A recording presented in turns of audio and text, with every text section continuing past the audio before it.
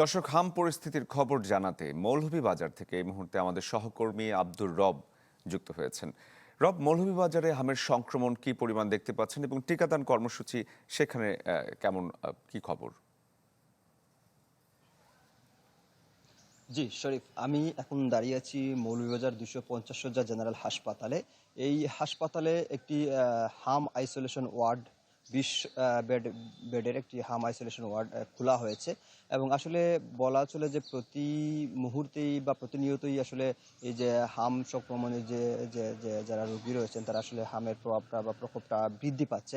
আমি কথা বলেছিলাম মৌলভীবাজার ২৫০ শয্যা হাসপাতালের যিনি তত্ত্বাবধায়ক রয়েছেন প্রণয়কান্তি দাস।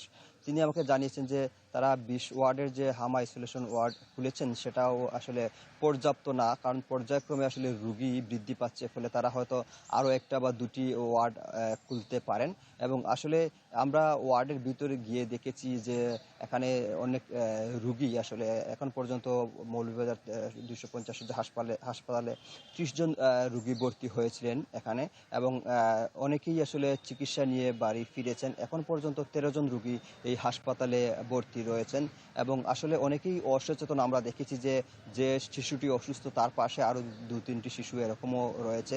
এবং টিকাদানের বিষয়টি যদি বলি, আমাদের অভিভাবকরা আসলে এক ধরনের উদ্বিগ্নতা বা শঙ্কা থেকে যে বলেছেন যে দেশের বিভিন্ন জায়গায় আসলে টিকাদান কর্মসূচি শুরু হলেও মৌলভীবাজারে কিন্তু হাম সংক্রমণ থাকা সত্ত্বেও টিকাদান কর্মসূচি শুরু হয় নাই।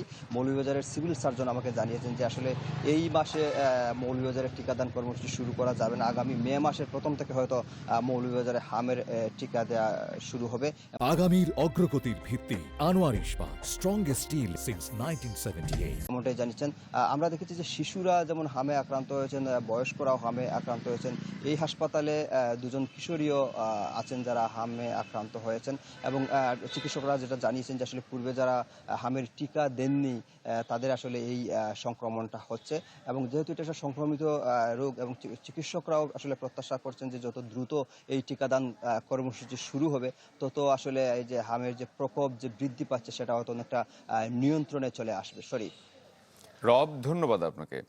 দর্শক, মৌলভীবাজারে হামের অবস্থা জানাচ্ছিলাম আপনাদের।